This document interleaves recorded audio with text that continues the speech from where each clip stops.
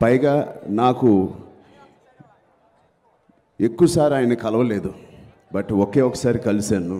బహుశా నాకు 5వ క్లాసో 6వ క్లాసో.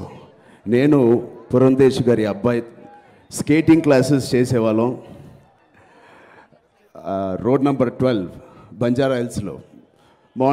బహుశా మార్నింగ్ 5:30, 6 o'clockకి మా స్కేటింగ్ క్లాసెస్ ఫినిష్ అయిపోయిన తర్వాత అబ్బాయి రితేష్ చెప్పాడు, ఒకసారి మా తాత ఇంటికి వెళ్దామా అని.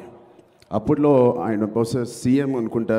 నేను అన్నాను, నాకు అసలు అంత 5th, 6th క్లాస్లో అసలు సీఎంకి సెక్యూరిటీ ఉంటుంది, అది వెళ్ళగలవా లేదా అని కూడా చెప్పే అవగాహన లేదు నాకు. ఓకే అన్నాను. అలాగే స్కేటింగ్ చేసుకుంటూ పురంధేశ్ గారి ఇంటి నుంచి అలా కిందకి వెళ్తే రామారావు గారి ఇల్లు ఉంది.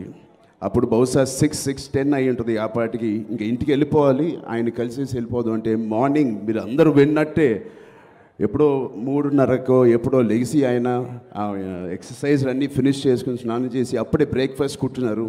మొదటిసారి ఆయన అప్పుడే కలిశాను. మీరందరికీ తెలిసినట్టే, అందరూ మాట్లాడుకున్నట్టే ఇంత పెద్ద చికెన్ పెట్టుకుని బ్రేక్ఫాస్ట్ చేస్తూ ఆ వయసులో కూడా ఎంతో హెల్తీగా నన్ను కూడా కూర్చోబెట్టి నాకు కూడా బ్రేక్ఫాస్ట్ పెట్టారు. అలాంటి అదృష్టం కలిగిన నాకు నా లైఫ్ లాంగ్ నేను మర్చిపోయాను. థ్యాంక్ యూ పురంధేశ్వరి ఆంటీ, అలాంటి అవకాశం నాకు ఇచ్చినందుకు. అండ్ అలాగే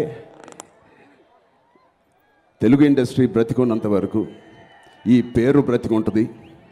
ఇప్పుడు మాట్లాడుతున్నాం, దేశంలో తెలుగువాడి సినిమా కానీ దాన్ని కానీ గొప్పగా మాట్లాడుకుంటున్నారు. సౌత్ ఇండియన్ సినిమా చాలా బాగుందని. ఇవన్నిటికీ ముందు ఈ ఒక్క ఎన్టీఆర్ గారు ఆ కాలమే మన పవర్ ఏంటో చాటి చెప్పిన రోజులు మనం మర్చిపోకూడదు, గుర్తు తెచ్చుకోవాలి. అలాంటి వ్యక్తిని మన నెక్స్ట్ జనరేషన్ కూడా గుర్తుండిపోయేలాగా చేసే ఫంక్షన్స్ ఇలాగ చాలా చాలా ముఖ్యం. అలాంటి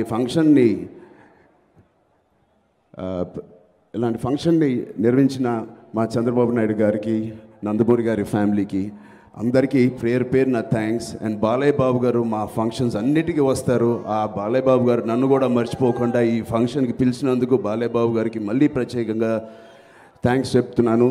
ఈ ఫంక్షన్కి వచ్చినందుకు చాలా గర్వంగా ఉంది. నందమూరి గారి అభిమానులందరినీ కలిసినందుకు చాలా చాలా ఆనందంగా ఉంది. ఇలాగే ఉండండి.